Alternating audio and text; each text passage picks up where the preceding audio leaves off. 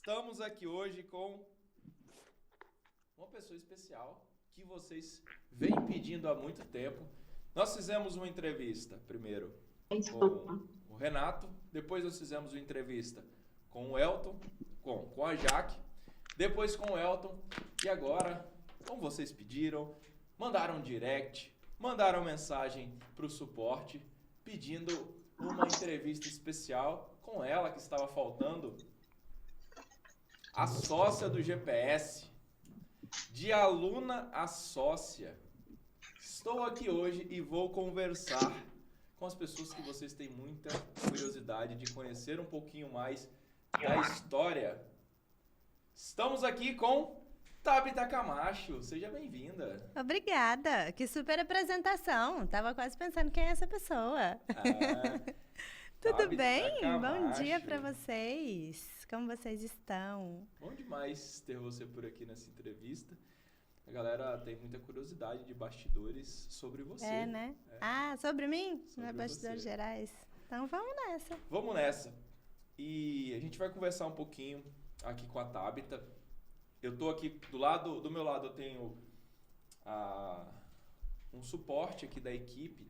Então vocês podem mandar as dúvidas de vocês na medida desse bate-papo. A equipe vai selecionando aí no chat e eu vou trazendo aqui e soltando essas perguntas para a Tabita. Então, caprichem nas perguntas por aí. O que vocês querem saber da Tabita? O que vocês querem saber que ela ainda não contou no palco, que ela ainda não contou nos encontros? E a gente vai conhecer um pouquinho mais dos bastidores dela. Como que ela chegou aqui, o que ela fez para chegar aqui, o que ela pensa, o que ela sente, como ela vê o mundo. Então mandem aí as suas perguntas. E enquanto vocês já vão caprichando e pensando nas perguntas, eu vou aproveitar aqui para chamar o nosso celebre comigo do dia, porque nós temos um celebre muito especial. Nós vamos falar hoje com a Thalita. A Thalita que eu tenho um breve resumo dela aqui, eu fiquei extasiado. Estou muito curioso para falar com ela. Ela entrou no GPS, ela estava sem condições, estava falida, com crises de pânico e até pensamento suicida. E ela deu uma reviravolta. Thalita tá chegando ainda? Tá. Então tá bom. Thalita tá chegando ainda. Então nós vamos seguir por aqui e tocar por aqui. Depois eu convido ela para vocês conhecerem um pouquinho mais da história. Então vamos lá. As dúvidas estão começando a chegar aqui para mim. E nós vamos falar um pouquinho agora com a Tabita Camacho. Então, ela que é mãe de... Eu tinha colocado mãe de 3 aqui, já é profecia. Mas quase fui. Ontem eu falei pro Leandro que tem 10 anos que a gente vai fazer 11, que a gente perdeu um bebê no meio do caminho. Ah, é? Então seriam 3. Ah, eu não sabia. É. Então, ó, eu acertei. Vai que já teve um pelo caminho, talvez venha mais um, não sei. Pode ser profecia aqui. Vamos descobrir. Ela que é empresária, mentora, terapeuta, casada e mãe de 2 filhos aqui. Estou aqui com a Tabita. Seja muito bem-vinda mais uma vez. Obrigada. Você que é conhecida pela frase eu consigo tudo que eu quero. Uma vez eu soltei essa frase no meu Instagram e aí eu perguntei assim, quem foi que disse essa frase? Eu consigo tudo que eu quero da vida. E aí choveu ali nos prints ali dos comentários, Tabita, Tabita, Tabita, Tabita, Tabita. Você sempre teve esse pensamento assim de foco, de conseguir as suas coisas? Sempre tive, desde muito pequena. Quando eu olho para trás, eu sempre fui muito questionadora. Hoje o meu filho mais novo faz algumas perguntas e eu me vejo muito ali. Então eu sempre fui muito profunda, muito questionadora, muito dona de mim. E sempre assim, não tinha essa... eu não começava nada que eu não tivesse certeza que eu não fosse conseguir. Então isso eu acho que sempre foi muito inerente de mim. E eu tive pais que me incentivaram muito também em relação a isso. Cuidaram muito da minha autoconfiança e de eu conseguir fazer as coisas. Então eu tive esse privilégio de ser bem incentivada nesse sentido. Legal. E Você tá aqui hoje, no Fly, tava bonitão o Fly. Você gostou? Tá maravilhoso.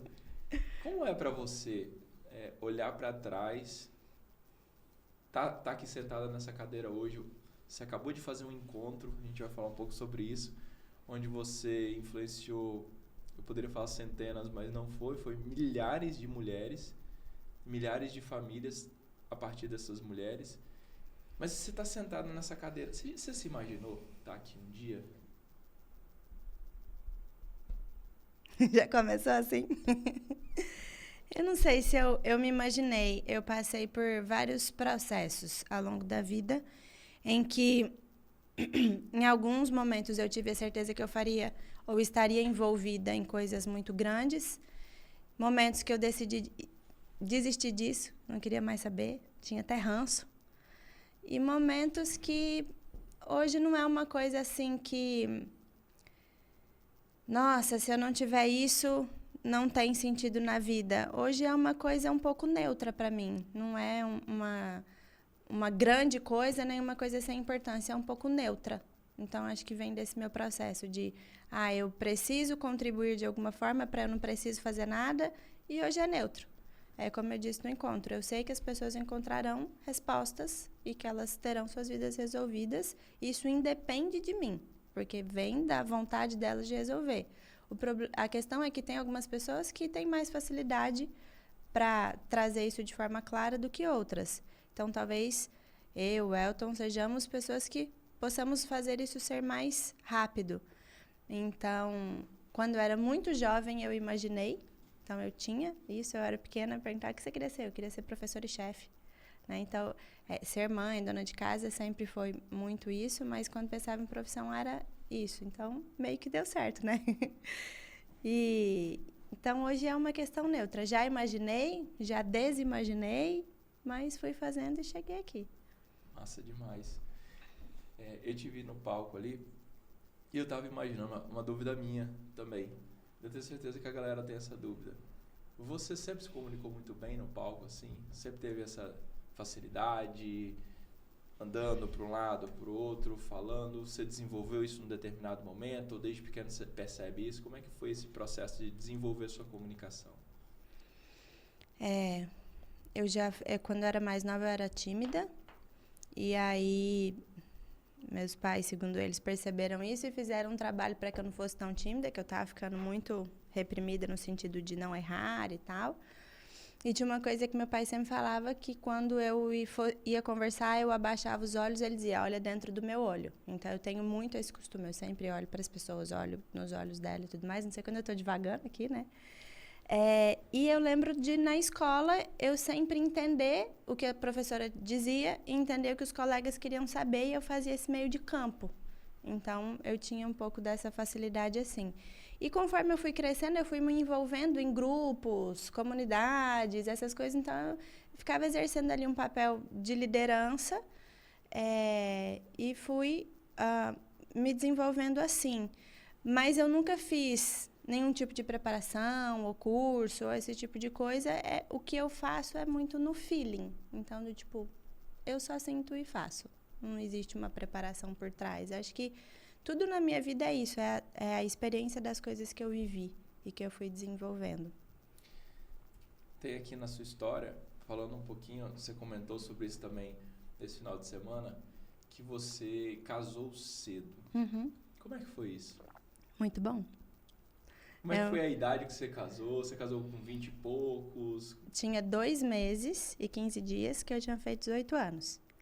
Então, a minha filha... 18 anos? 18 anos. Alguém aí no chat já... Comentem aí em casa, alguém casou cedo também? A minha filha tem 17, né? Então, ela vai fazer 18 daqui, sei lá, uns 6 meses. Então, é quase... na idade dela, eu já estava meio ficando noiva, assim. Então, ou já tinha ficado, não sei. Então, é muito louco. Quando eu penso, ela está na idade que eu estava me preparando para casar e eu estou com a idade que a minha mãe tinha quando eu me casei. Então, esses dias eu me dei conta disso e eu falei, nossa, a vida passou muito rápido. E Então, é pra ter exposed, assim? Pra falar tudo. É o que você quiser. Aqui é você que manda hoje. Tá, bem, digamos que eu fui um pouco namoradeira. Comecei um pouco cedo. E aí... Teremos exposed aqui, Távida Camacho. Conte-me mais agora. Agora o chat vai bombar. Um dia eu falei assim pro meu marido, então, quando você fazia faculdade, você pegava muita gente? Aí ele, não. Eu falei, que mentira, fala sério. Aí ele falou assim, sabe que você passou o rodo, você acha que eu tenho que ter feito mesmo? Eu falei, nossa! Nem foi tempo, porque eu casei cedo. Imagina a cara dele fazendo essa pergunta. Então tá bom. Vai, continue. Não quero mais saber, não. Ele que falou, uai. Eu sei do passado dele, ele sabe do meu. Então, com 14 anos eu tive um namorado mais sério, assim, namorei acho que por 1 ano e meio. É mesmo? 14? Foi. E foi bem conturbado. Eu sempre fui mais madura pra minha idade, assim. Então, tipo, eu sempre me senti mais velha que a maioria. Acho que pelas coisas que eu vivi, as dificuldades que eu passei, e também por ser a filha mais velha, que conviveu muito com adultos, que também cuidava dos primos, que cuidou dos irmãos. Então, eu sempre fui mais madura.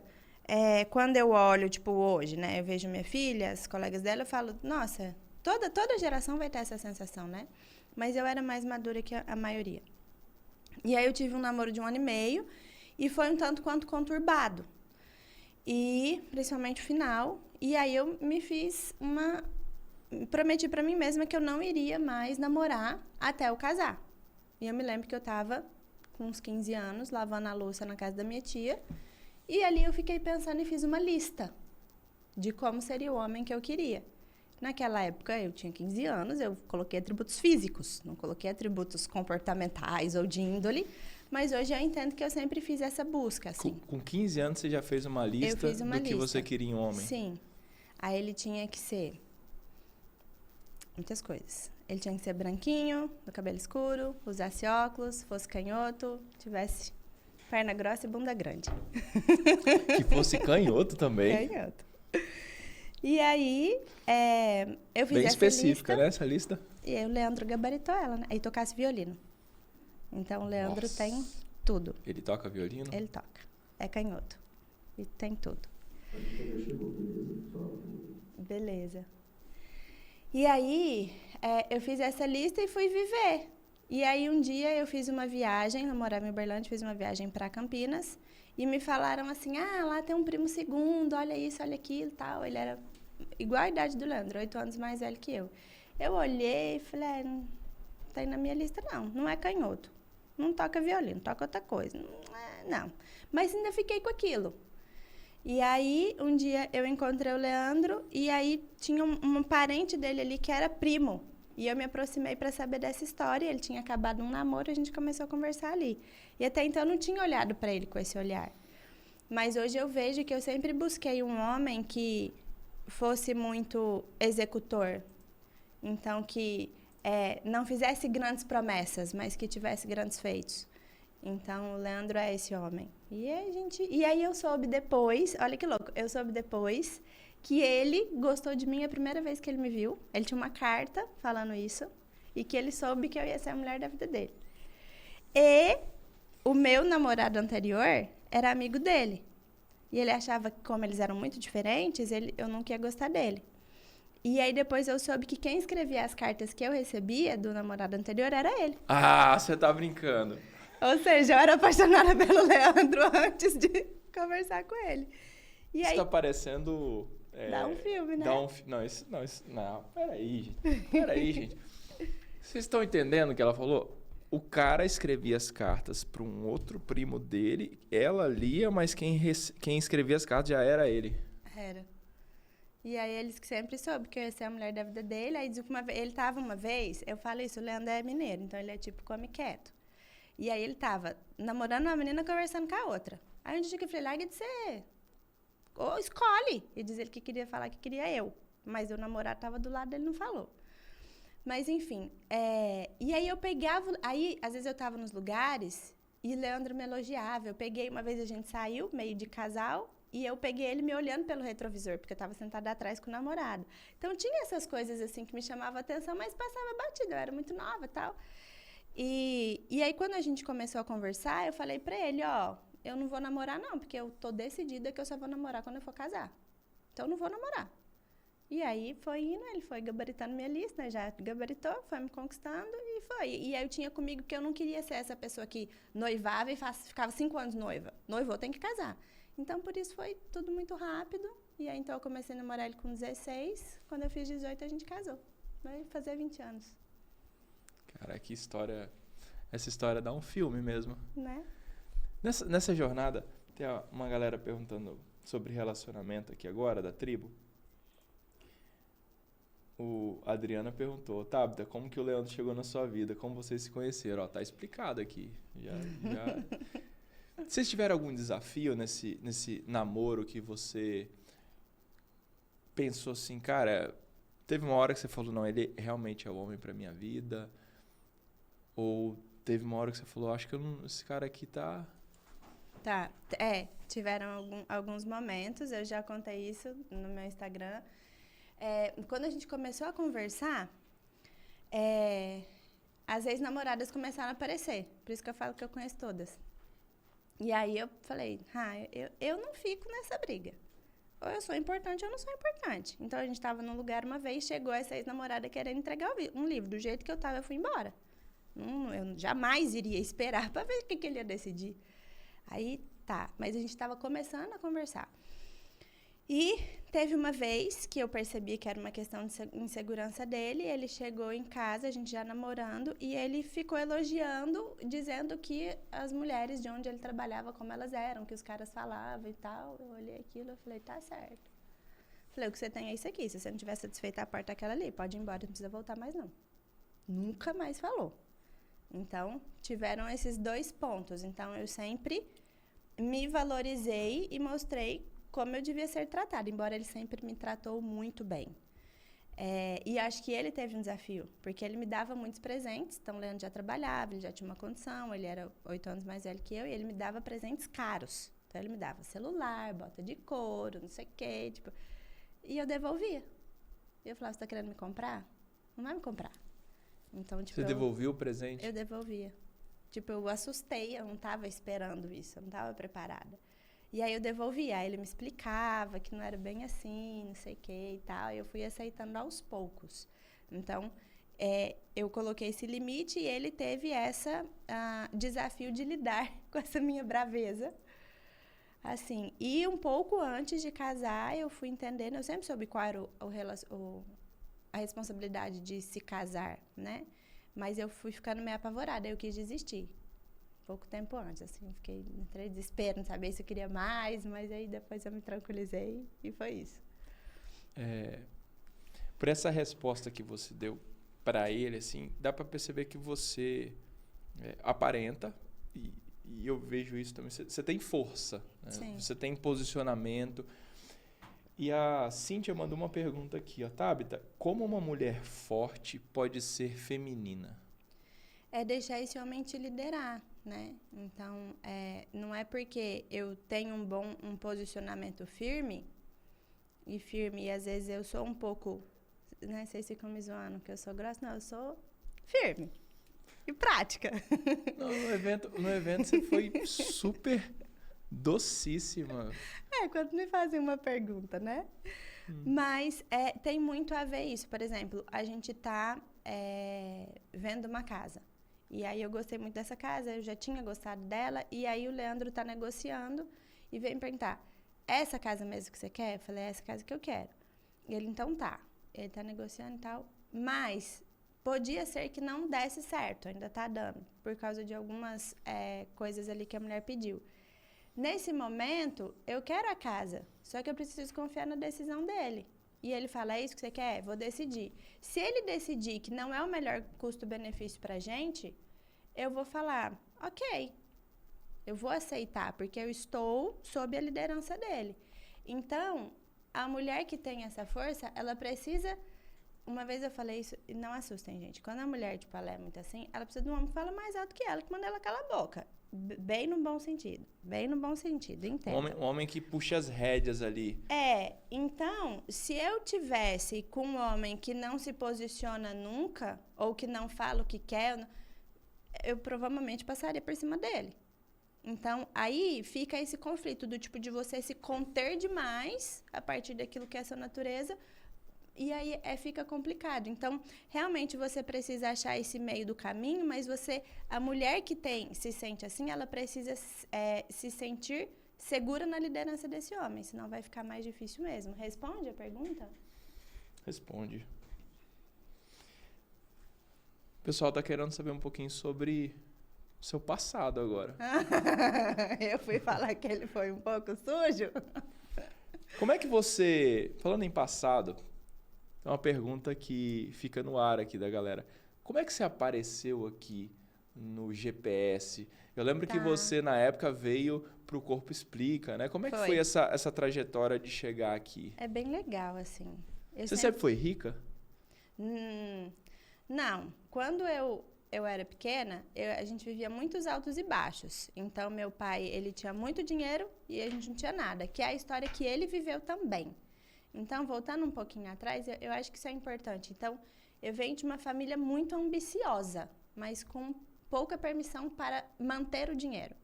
Então, meu avô saiu do interior porque ele queria ser fazendeiro, foi fazendeiro, meu pai também, então sempre mexeu com terra. Então, tinha essa coisa, e é literalmente isso. Tem dinheiro para contar na mesa, no sentido, preencher uma mesa de mais de 1 metro de dinheiro e depois não tinha o que comer. Então, eu já passei fome, literalmente, já tive muito dinheiro e isso foi toda a minha vida, entre altos e baixos. Só que durante um tempo da minha vida, que foi da minha infância à minha adolescência, quase até eu casar, foi muito dolorido. No sentido, tipo, era uma necessidade extrema de não ter água, de não ter luz, de não ter combustível, de não ter carro, de eu comer arroz com manga, porque a manga tinha no quintal, ou da vizinha dar o pé do frango e era o que tinha. Então, eu lembro de algumas vezes, a minha casa sempre foi muito cheia de gente. E eu me lembro de vezes de eu ficar com muita raiva porque eu estava muito tempo sem comer, tipo, coisas gostosas ou assim, e chegar a gente na minha casa e ir embora e meu pai buscar eles, tipo, talvez eles também não tenham o que comer, e buscar de volta, eu ficar com muita raiva, tipo, a comida não dá nem pra gente, porque a gente tá dando pros outros. E aí, naquela de ser educado e esperar todo mundo se servir, a hora que eu fui me servir não tinha mais. Então, assim, isso me marcou muito, e é uma das coisas que quando eu casei e aí a minha vida melhorou, eu me sentia muito culpada, porque eu saí, meus irmãos ainda estavam ali naquela situação, então para mim era muito dolorido. E isso durou muitos anos. Então eu posso dizer que a época boa era mais quando eu estava na minha infância. Dos 10, 11 anos para frente, foi muito difícil. E aí quando eu casei com o Leandro, a vida melhorou muito. E a gente passou 7 anos muito bons, depois 7 anos muito no perrengue, e aí depois que voltou, melhorou. E nisso, eu comecei a fazer faculdade quando assim que eu casei, e as pessoas diziam, o que você quer fazer, o que você quer trabalhar? Eu falava, eu quero ser dona de casa. E foi essa a minha resposta. Só que eu sempre me destaquei muito e o próprio diretor me indicava para vagas gerenciais e tal, e eu até ia, mas eu recusava, não era o que eu queria. Mas eu, tipo, dava uma mão pro Leandro, dava uma mão em coisas que eram negócios familiares, mas, tipo, de maneira pontual. E até que mas eu sempre fiz muito trabalho voluntário. Então, já fui doula voluntária, já fiz vários encontros e não sei o quê, tudo voluntário. Era uma maneira que eu passava o que eu sabia para frente, sempre estudei muito. E nessa, como você pergunta como que eu cheguei aqui, eu estava pensando em construir um negócio de preparação para parto, porque eu fui doula voluntária e pensei, o povo não sabe ganhar dinheiro. Então, eu sempre pensei em escala, tipo, tem que ganhar em escala. Fazer um A1 desse jeito, eu falei, vou montar um curso. Aí eu estudei muito sobre coisa de marketing digital e queria montar esse curso. Falei, vai ser tranquilo. Aquela ideia que a gente tem que a internet é tranquila, né? Não, é tranquilo, faça aqui meia hora, tá tudo certo, mas dá bem mais trabalho. E eu tava patinando muito, mas era por causa da minha dependência emocional, né, com os meus irmãos. Então, o que eu fazia? Eu contratava meus irmãos, que são tão competentes quanto eu. Então, hoje a minha irmã é social media do Cardoso e o meu irmão é um dos principais estrategistas do Wendel. E eles trabalhavam comigo, só que eu pagava uma merreca para eles, para manter eles perto de mim. Então, eu pagava para ter eles perto de mim e era uma forma de eu me sentir menos culpada ofertando dinheiro para que eles tivessem. Só que era, tipo, ridículo que eu pagava, hoje eu vejo. E aí, nessa, eu precisava ter uma linha comunicativa. E eu, uma vez eu achei o Elton no negócio do Manês, mas você achava, ele não achava onde comprava. Foi, tipo, um problema para conseguir comprar. Comprei o Manês, aí tudo que ele falava eu ficava com raiva. É mesmo? Porque ele já trazia muita coisa terapêutica, ele batia muito na gente. Aí eu ficava com raiva, um dia eu estava conversando com os meus irmãos, vendo qual estratégia a gente ia traçar, então era sempre tudo em casa. E aí eles, você está em conflito aí. Eu, que conflito? Fiquei brava, e era de fato. E aí eu, até que enfim, achei o Elton, contratei, chegou ele e o Renato. Eles são muito altos, então eles chegaram na minha casa e vieram chegando, eles foram chegando, eu fui encolhendo, eu fui ficando com medo. E aí eles passaram 2 dias ali e, tipo, criaram um produto incrível, fantástico. E eles gostaram muito de mim, que a pessoa falou, você sempre foi franca, firme, porque eu tava falando de parto, eu não era médica e tudo que eles me apertavam, eu era categórica em dizer, eu quero certo, eu quero errado, eu quero não sei o quê. Eles, cara, você é muito boa. Tipo, você é firme. E aí eles falavam assim, que eu ainda tinha cara de riponga, era doida.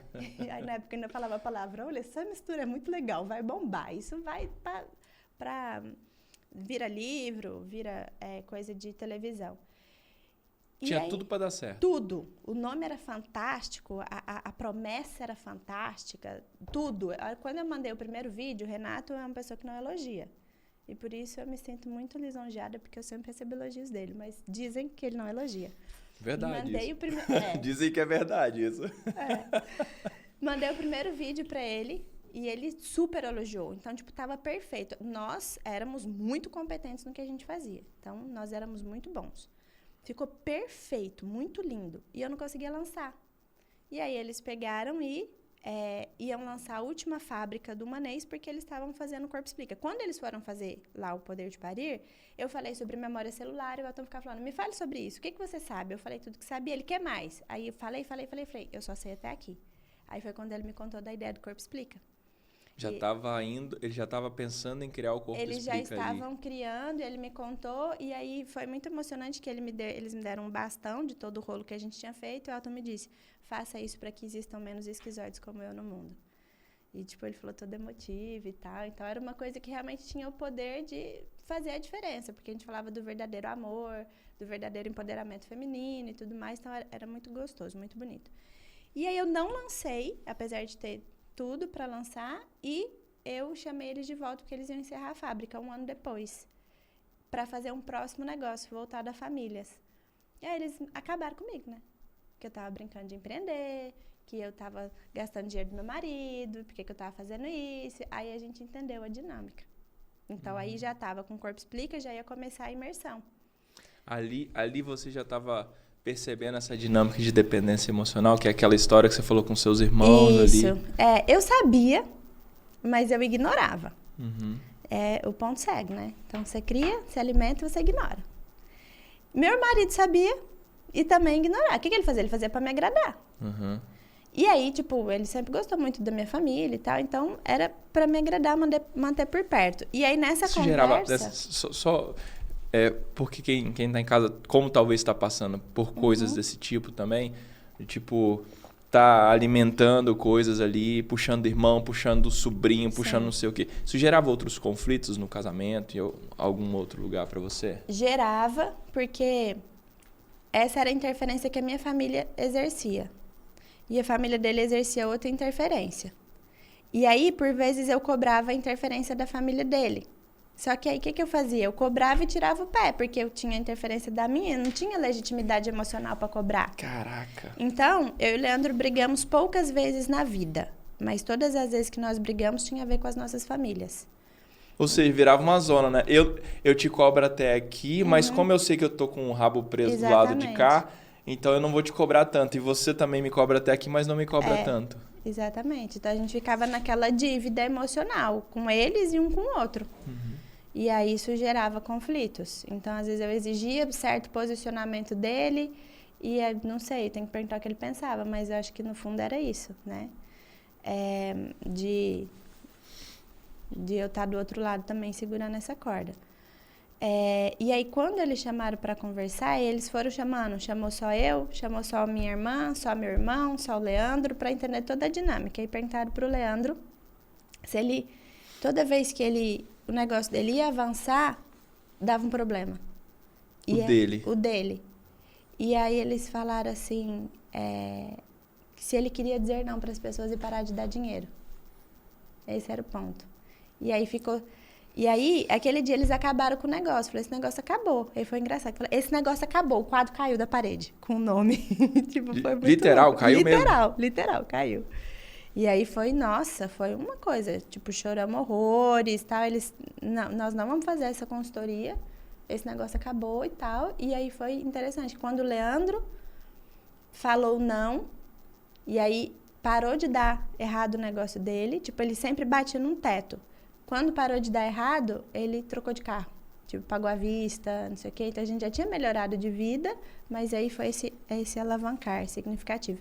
Como eles tinham gostado muito de mim, desde a primeira vez, agora eu estava livre, e aí veio a proposta para eu trabalhar no Corpo Explica. Então, foi assim, primeiro eu fui cliente deles, depois eu fui aluna. Né? Aliás, eu era aluna do Manês, aí eu fui aluna do Corpo Explica 08, aí eles me chamaram para trabalhar na imersão, que era de staff, que você também me trabalhou, né?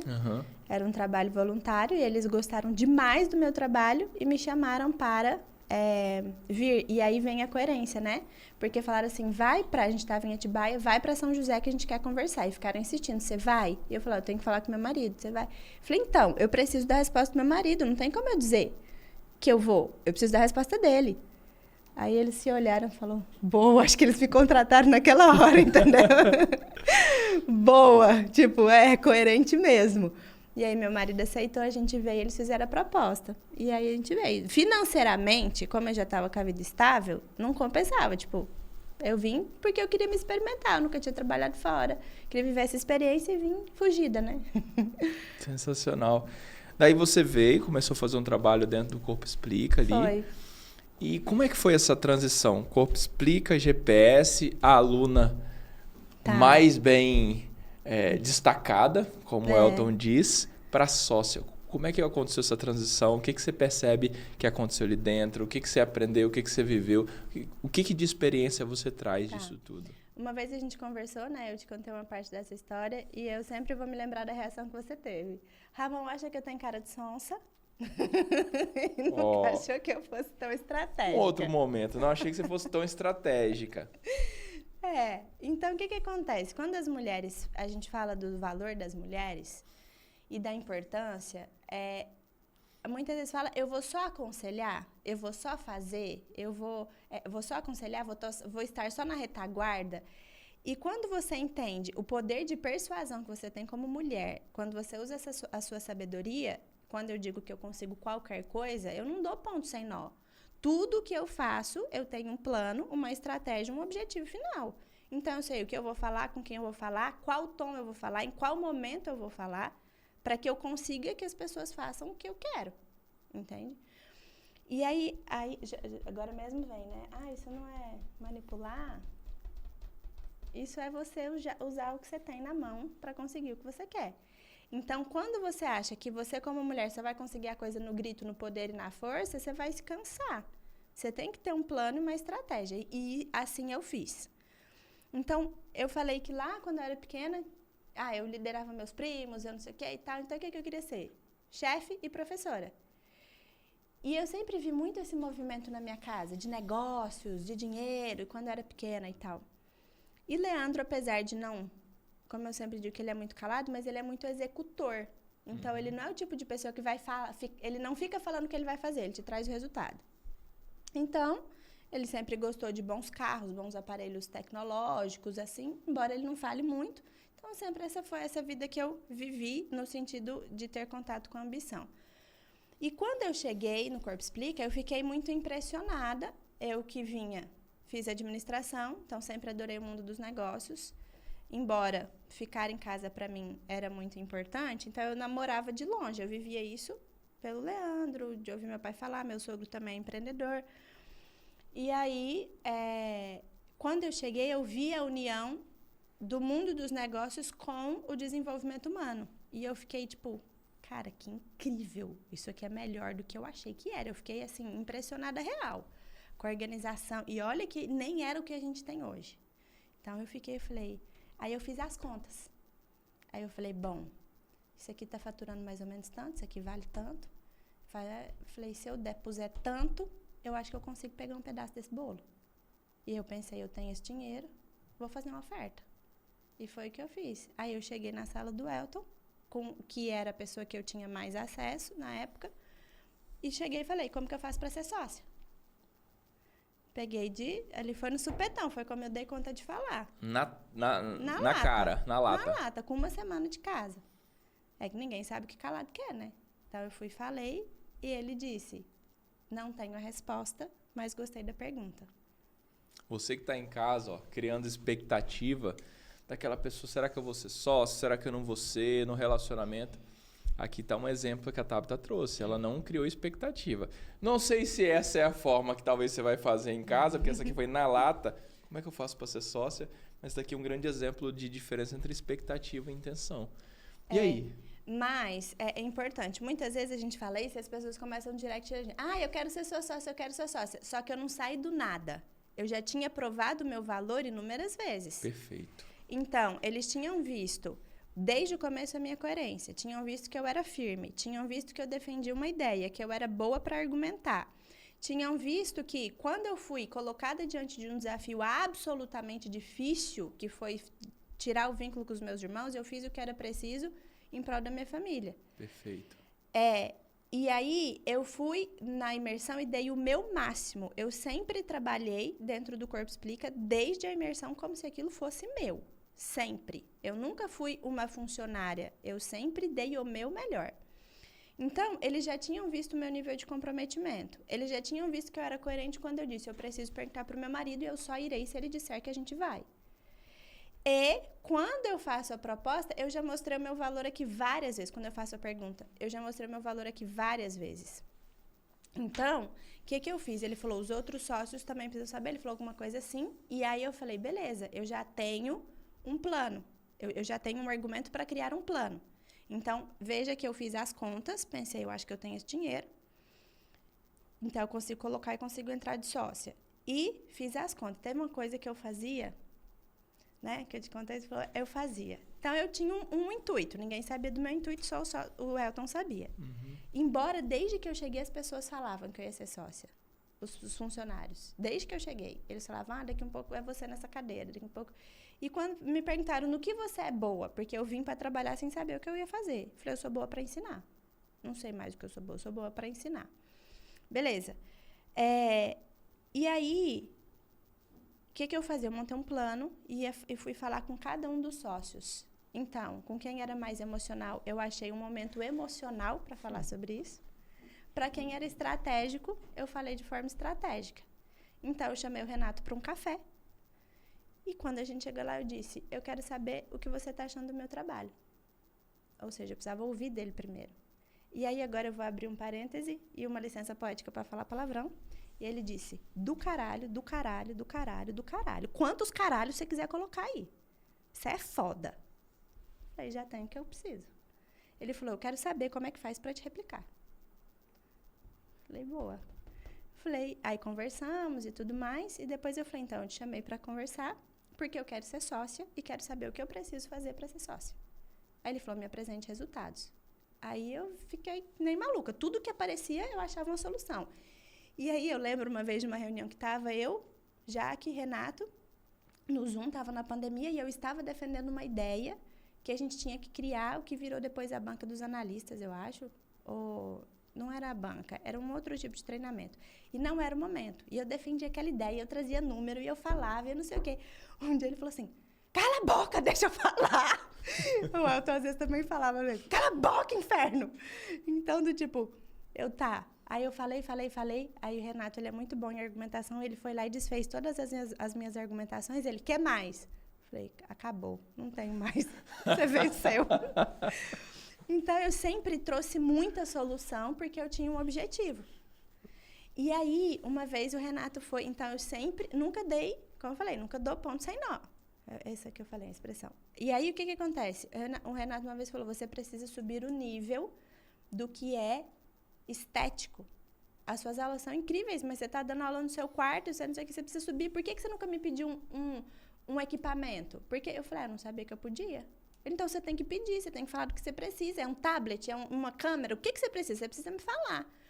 E eu entendi. Aí, como ele falou do estético, eu fui lá e montei um presente para ele. Então, eu comprei vinhos, cerveja, uma caixa toda bonita e fiz uma carta super ambígua de como ele ia degustar a cerveja, contando coisas que eu sabia do passado dele. Então, ficou uma carta muito divertida e dei o presente para ele, mostrando que eu entendi o recado sobre aumente o seu nível estético. Caraca, essa solução aí foi criativa, hein? Não é? Então, tudo que eu fiz pensando que eu queria atingir um objetivo. E isso serve para quando você trabalha, marido. Você acha que se eu faço isso com os outros, imagina o que eu faço com o meu marido. Né? Então, eu nunca peço alguma coisa sem entregar algo antes. Então, eu entrego, faço um pedido. Cara, essa aqui é forte, vou repetir. Eu nunca peço uma coisa sem entregar nada antes. Anota isso aí, você que está em casa. Nunca peça nada sem entregar algo antes. Eu sempre mostrei o meu valor. Por isso eu digo, por que eu sempre consigo o que eu quero? Eu mostro o meu valor, eu falo com as pessoas certas, da maneira certa, na hora certa, e eu crio um ambiente para que eu receba um sim. Eu não chego falando. E outra coisa, eu sou uma pessoa que absorvo tudo e aprendo com todo mundo pode me ensinar alguma coisa. O que eu fazia? Eu sempre fui muito confiável. Sempre fui. Eu sou uma pessoa absolutamente leal. E eu acho que isso, eu e meu marido temos isso em comum. Então, se você contar uma coisa para mim, você não precisa falar assim, não conte para ninguém. Porque eu sempre vou partir do pressuposto que você está contando para mim. Se você quisesse contar para outra pessoa, você contaria para outra pessoa. Você não está contando para todo mundo. Então, tudo que chega para mim fica comigo. Então, as pessoas sempre percebem isso. O que acontecia? Os funcionários sempre conversavam comigo. E eles reclamavam. Eles reclamavam do que eles estavam insatisfeitos. Então, eles falavam que tinha de bom, e eles falavam as reclamações deles. Eu nunca passei isso para frente, porque eles estavam confiando em mim, mas eu aprendia com tudo que eles traziam, porque eu via o erro que eles estavam cometendo. E eu aconselhava eles também. Você está reclamando disso, mas eu acho que esse caminho aqui é melhor. Eu usava esse aprendizado falando, beleza, eu vou usar isso aqui a meu favor. Eu não ia pegar a coisa de alguém, não é isso. Vocês conseguem entender isso? Então, a pessoa peraí, ela reclamou de um gestor. Uhum. E eu percebo que ela está se comportando de uma maneira que poderia ser melhor. Quando ela reclama do gestor, eu entendo o que o gestor está querendo, o que ele precisa. Logo, se eu sei o que entregar de solução, eu vou entregar essa solução. Eu encurto o meu caminho entendendo como essa pessoa funciona e entrego o que ela quer. Perfeito. Você vê um gap ali que está acontecendo, tanto no comportamento, talvez, da pessoa, que você pode orientá-la para ela se desenvolver, quanto, talvez, um gap na empresa, naquele momento que você pode pegar e falar assim, eu acho que eu posso fazer uma entrega aqui para melhorar a empresa Exatamente. E melhorar, e até acelerar o meu caminho aqui dentro. Exatamente. Então, eu criei um plano e segui. E usei isso ao meu favor. Então, eu literalmente usei a Rádio Peão ao meu favor. Então, perceba que eu fui pisando em cada lugar que eu queria. Essa foi brava. E aí, o que aconteceu? Vocês ficam vendo a Tabita com essa carinha. Eu não imaginava. Quando eu conheci a Tabita, eu conheci ela no Corpo Explica, na imersão, e a gente trocou ali algumas experiências, mas eu via ela e falava assim, nossa, é muito boazinha, pô. Não que ela não seja boazinha, mas eu não imaginava esse nível de estratégia que você era... Você é muito intencional. Sim. Super intencional. Absolutamente em tudo. Tudo. Não, na minha cabeça, não faz sentido eu gastar a minha energia com algo que não me leva em lugar nenhum. Eu não gasto a minha energia com coisas que não me trarão resultados. Muitas vezes perguntam, como que você dá conta de tudo? É isso, eu trouxe a palavra, intencional. Eu não faço nada que não vá me trazer resultados. E aí, eu usei tudo isso. E aí o corpo explica e desabou depois. Deu um probleminha nele. Sim, mas só voltando um pouquinho antes, eu tô me alongando muito? Não, tá perfeito. Quando eu entrei, eu conversei com uma amiga. Aí eu falei que eu queria ser sócia. Você é louca, você chega com os 2 pés na mesa, os 2 pés no peito, fala o que você quer. Não é assim, não. Existe uma hierarquia, existe um teto. Você acha que você pode romper tudo? Eu falei, acho. Você já ganha mais que a média da população. Tipo, isso é um impeditivo para eu não querer mais? Não entendi. E aí, nisso, quando eu tracei esse plano, eu tinha uma semana de casa. Eu não lembro se eu conversei com o Renato um mês depois, mais ou menos, não sei quantos meses. Sei que eu falei, beleza, eu preciso aumentar meu salário, eu preciso chegar lá. Então, quando eu entrei, 4 meses depois, o meu salário dobrou. E depois eu comecei a ganhar outros benefícios pelo nível de entrega que eu tinha. Ou seja, em 4 meses eu já consegui parte do que eu estava buscando. E assim foi. Eu fiquei no Corpo Explica 1 ano e 8 meses.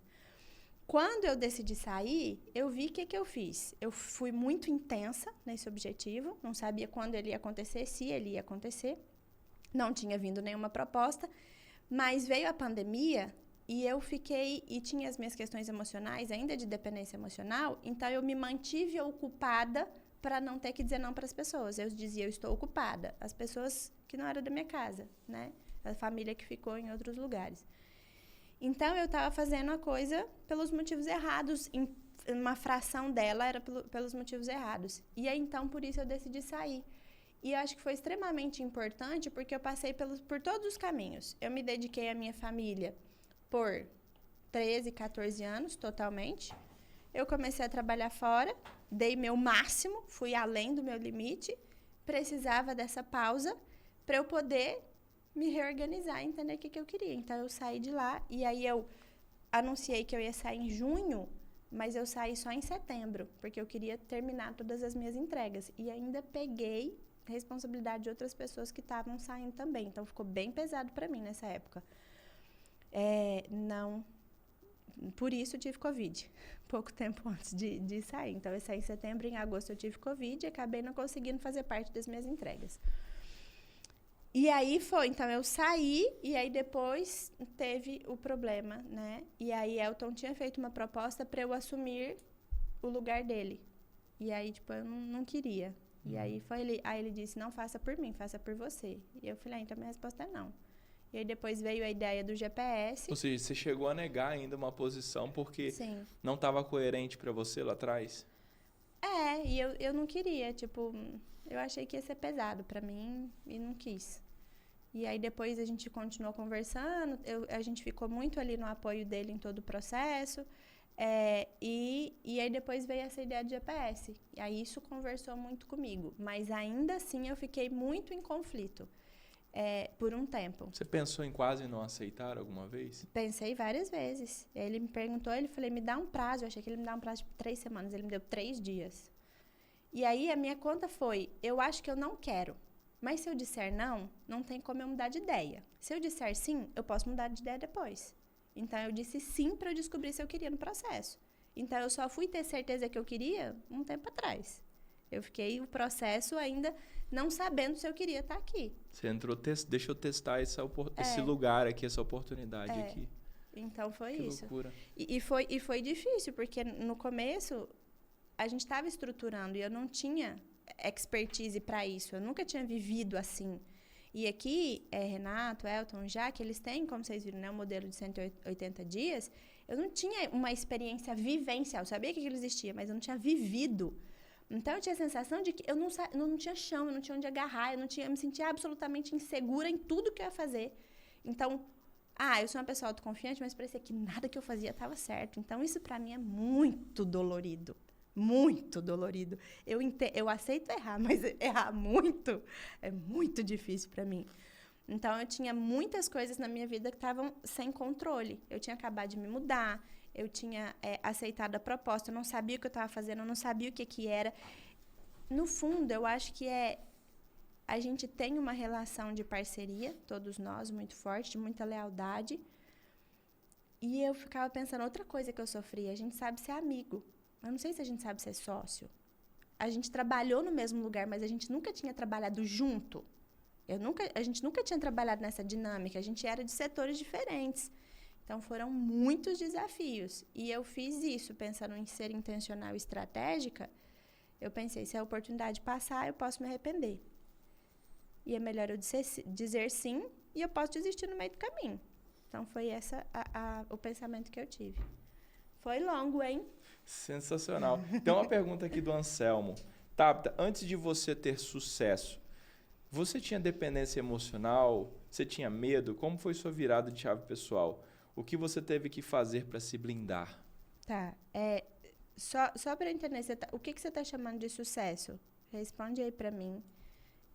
Ele quer saber o que eu fiz para me blindar? Para se blindar, se você tinha dependência emocional. Você percebia dependência emocional? Sentia medo antes de fazer essa jornada? Antes de vir para cá? Antes de tudo que você trouxe da sua história ali?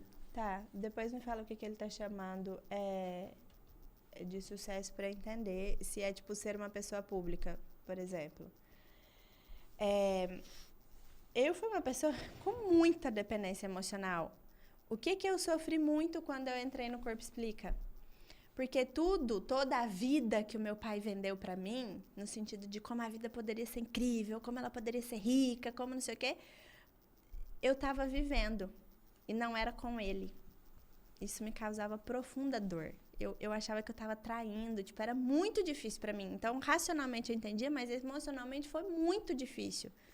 Então, saber que eu estava vivendo aquela vida que eu acreditei com outras pessoas foi muito dolorido. Então, foi um processo muito intenso. A minha ligação com meu pai, ela era quase simbiótica.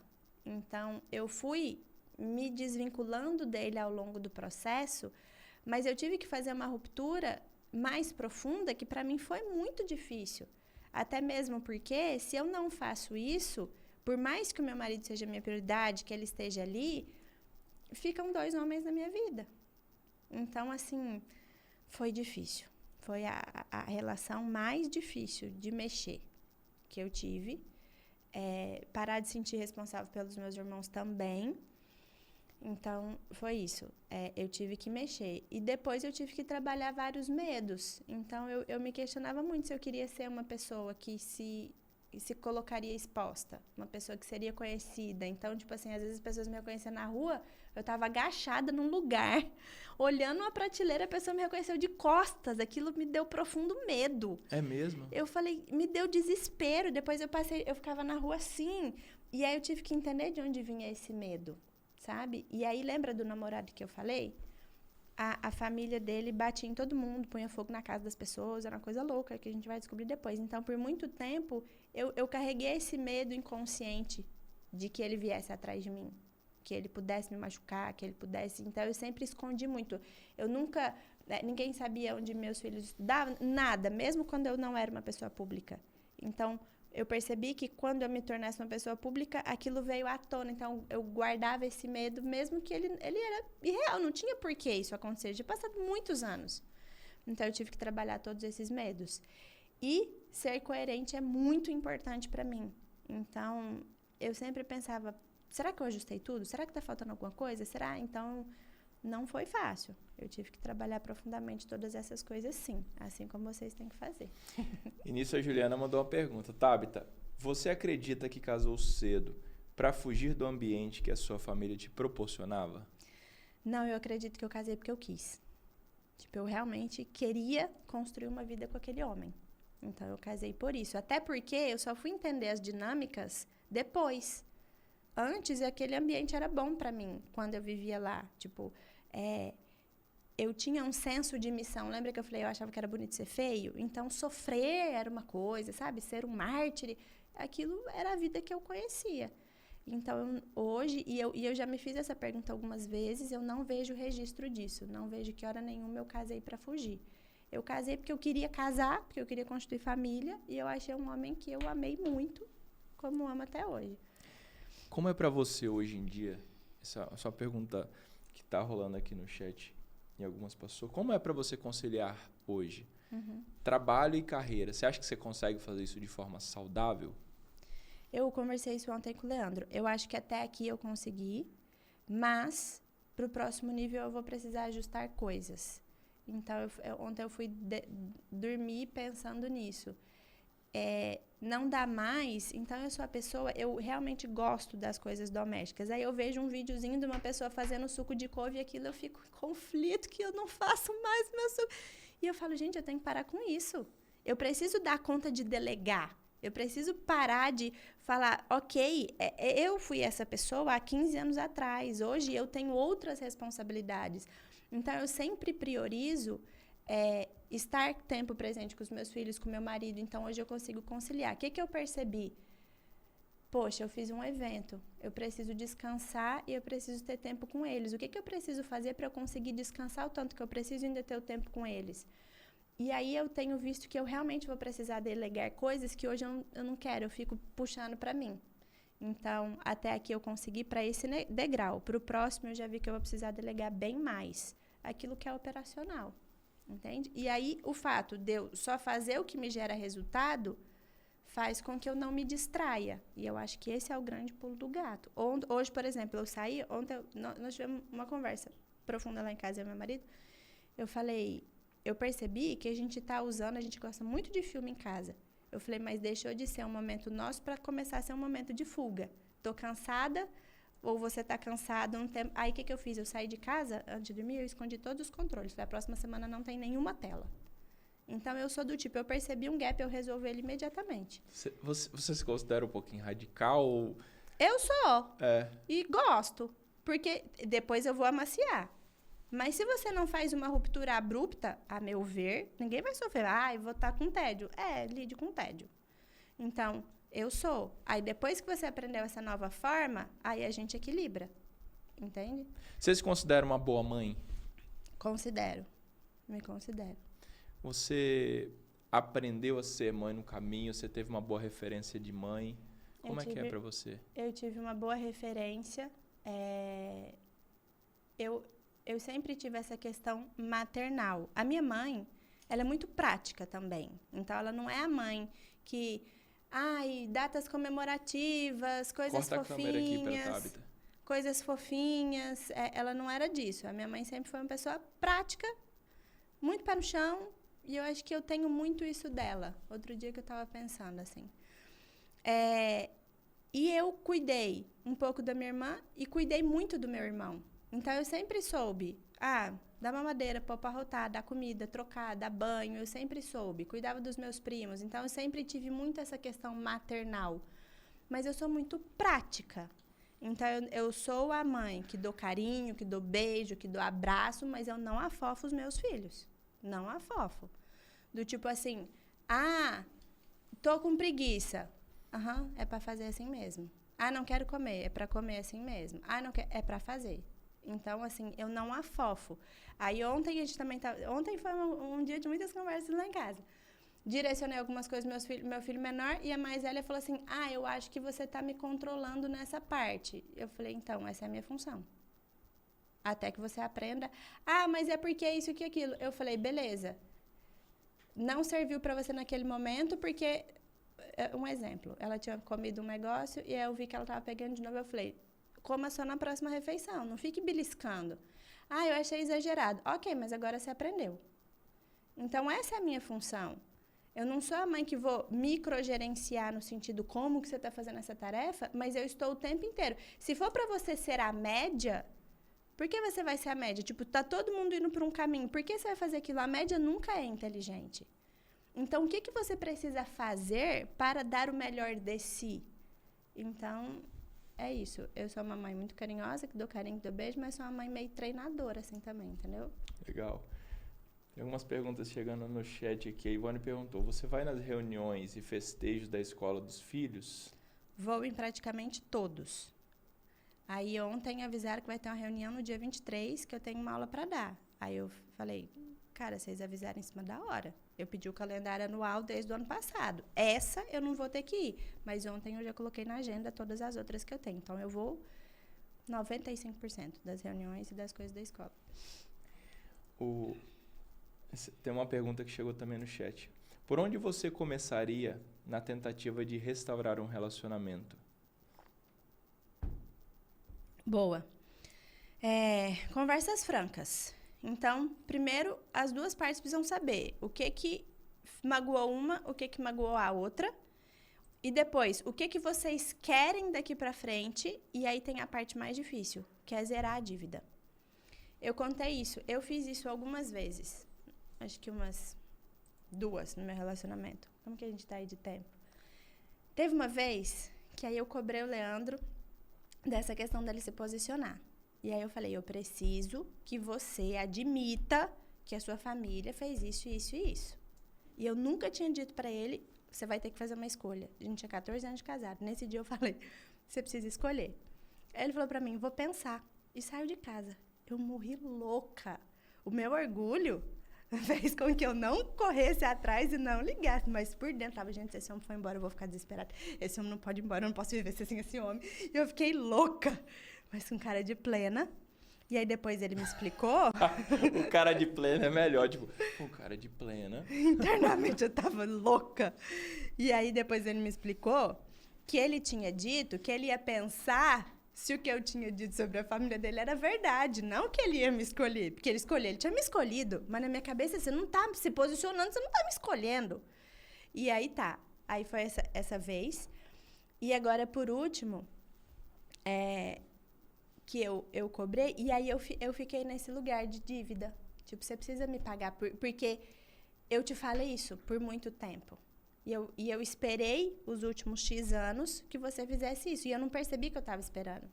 E aí eu fiquei com essa sensação de dívida, tipo assim, você tem que me pagar, você tem que me pagar, você tem que me pagar. Aí quando eu percebi, eu falei, cara, assim não vai dar certo. Aí eu conversei de novo, só que depois acho que valeria um papo sobre isso. Mas mesmo quando eu fiz esse ajuste, eu fui absolutamente entregue em todos os pontos. Tipo, eu estou esperando a sua melhora, mas eu estou entregue. Só que eu tava com esse pé atrás. Então, tipo, eu tô aqui, eu tô te esperando, eu quero que você faça isso, mas eu queria que ele fizesse o certo e pagasse a dívida. E eu falei, aí não vai rolar, e o cara nunca vai acertar o suficiente. Aí a gente sentou, eu falei, beleza, zerei a dívida. Tô com os 2 pés. E aí, esse é o momento mais difícil. Então, como restaurar é conversar francamente, zerar a dívida e partir a partir dali. Dos 2 lados. Boa. A Luana perguntou, Tabita, fala sobre filhos. Você usa algum tipo de educação, tipo positiva? Fez algum curso? Te admiro como mãe. Como você faz com trabalho e filho? Tá, boa.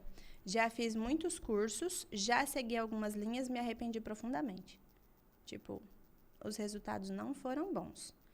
Porque você parte de uma ideia de que você está muito igual à criança. Aí você começa a entrar numa noia de culpa. Então, desde que a Júlia nasceu, eu tinha um objetivo claro na educação dela e segui. Perceba, eu sempre tenho um objetivo e persigo o meu objetivo, inclusive na educação dos filhos. Eu posso até mostrar depois, tem um caderninho. O que eu preciso desenvolver no Noah esse ano, o que eu preciso desenvolver na Júlia esse ano, eu vou fazendo, percebi qual caminho está dando certo, qual caminho está dando errado, eu ajusto. Eu dizer que eu saí de casa e tirei todos os controles é um exemplo disso, porque eu vou trabalhar as 2 coisas nos 2 que eu quero trabalhar. Então, eu sempre tenho um objetivo. Quando eu seguir alguma linha, você começa a estudar e você vai acumulando tanta culpa de tudo que você fez errado, aí você não pode nem mais dar um grito porque você se sente culpada, porque naquela hora você se irritou, você ficou estressado. Isso, tipo, eu não recomendo. Eu acho que você tem que entender o funcionamento do seu filho, o seu funcionamento, ter um objetivo claro de educação e ter um alinhamento muito definido entre o casal. No sentido de se é o homem, sua mulher, se é o pai, sua mãe. Porque senão, o que te impede de ser uma boa mãe? É a sobrecarga, o sentimento de culpa e os conflitos. Porque não é estudar alguma coisa. O estudar, ele vai te dar uma leveza de algum caminho. Mas o que te atrapalha de ser uma boa mãe? É a culpa que você carrega, é o conflito que você carrega, é o peso que você carrega. Se você resolver isso, você vai ser uma boa mãe. Então, e outra. E eu sei que eu vou dividir opiniões aqui. Mas quando a gente está falando de teorias, a gente está falando de um lugar tão sensível. E hoje as coisas que mexem na identidade da criança e expõem a criança a assuntos sexuais das quais elas não devem ser expostas. Então, hoje, quando a gente for olhar as linhas de educação, elas são muito nesse sentido de uma liberdade extrema para a criança. E aí eu falei, vamos lá, vamos pensar. Como que uma mulher vai se sentir segura? Se o cara der o limite, se o cara der a guia, se o cara der a liderança. É assim que ela vai se sentir segura e não vai se sentir sobrecarregada. Mas esse cara precisa valorizar o que ela está sentindo, precisa valorizar quem ela é e as necessidades dela. A mesma coisa é com a criança. Se você deixa a criança livre e solta para ela entender o seu caminho, para ela descobrir, a única coisa que ela vai se sentir é insegura e perdida. E aí ela está sempre o quê? Ou muito quieta, ou extremamente alvoroçada, porque ela está insegura. Então, você precisa colocar os limites e você precisa mostrar o caminho. É o limite que traz a segurança para ela. Exatamente. E você vai errar. Você vai traumatizar os seus filhos. Isso é inevitável. O que você não pode fazer? Continuar traumatizando.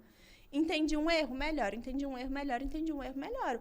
Eu acredito que, para os nossos pais, em muitos momentos, foi mais fácil ser pai e mãe.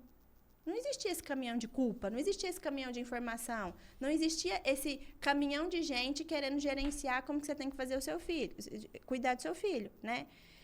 Enfim, não vou entrar em alguns temas aqui, mas a questão é, trabalhe suas culpas, seus medos, seus conflitos, tenha senso de direção com essa criança, não se culpe quando você errou, conserta, próxima etapa.